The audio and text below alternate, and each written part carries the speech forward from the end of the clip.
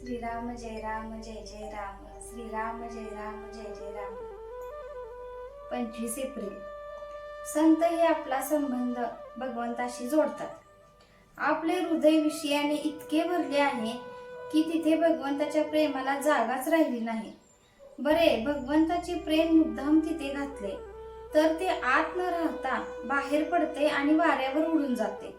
सामानाने गच्च भरलेली जशी एखादी खोली असते तसे आपले हृदय आहे. या हृदयाचा संबंध भगवंताशी जोडण्यासाठी आपल्या हृदयातील सामान म्हणजे विषय खाली करून त्याच्या जागी भगवंताचे प्रेम भरणे जरूर आहे. साधारणपणे आपला अनुभव असा आहे की एखादी वस्तू आपल्याला पुष्कळ आणि पुन्हा पुन्हा मिळाली तर तिचा वीट येतो. म्हणून जी वस्तू आपल्याला कितीही मिळाली तरी तिचा वीट येणार नाही अशी वस्तू आपण मिळवावी. अशी अवीट असणारी वस्तू एकच आहे, ती म्हणजे भगवंत होय.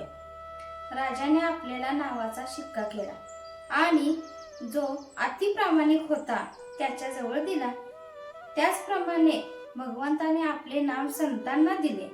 त्यामुळे संत जे करतील त्याला मान्यता देणे भगवंताला जरूरच आहे. आपण आणि संत यांच्यामध्ये मनुष्य आणि दृष्टीने फरक नाही, पण फरक आहे तो हा की संत हा जसे बोलतो तसे वागतो, तर आपण बोलतो चांगले आणि वागतो मात्र त्याच्या उलट. आपल्या स्वार्थाच्या आड कोणी आले की आपण वाईट बोलतो.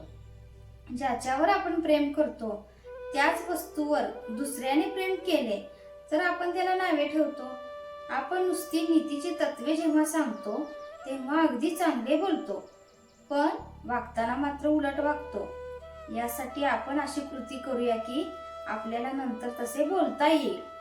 गाडीत बसायला मिळावे म्हणून काही कोणी गाडीत बसत नाही, तर आपल्याला स्टेशनला जाण्यासाठीच मनुष्य गाडीचा आधार घेतो.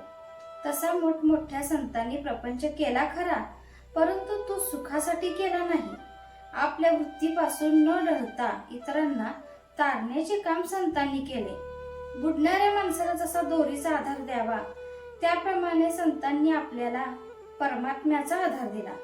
चंदनाच्या झाडाजवळच्या झाडांना जसा चंदनाचा वास लागतो त्याचप्रमाणे संतांजवळ राहतो तोही संतच बनतो. काही कष्ट न करता परमार्थ साधने हेच संत संगतीचे महत्व आहे. जय जय रघुवीर समर्थ. आजचे बोधवाक्य. आपण प्रपंचात इतके खोल जातो की संतांची हाकच ऐकू येत नाही. ती ऐकू येईल इतक्या तरी अंतरावर असावे.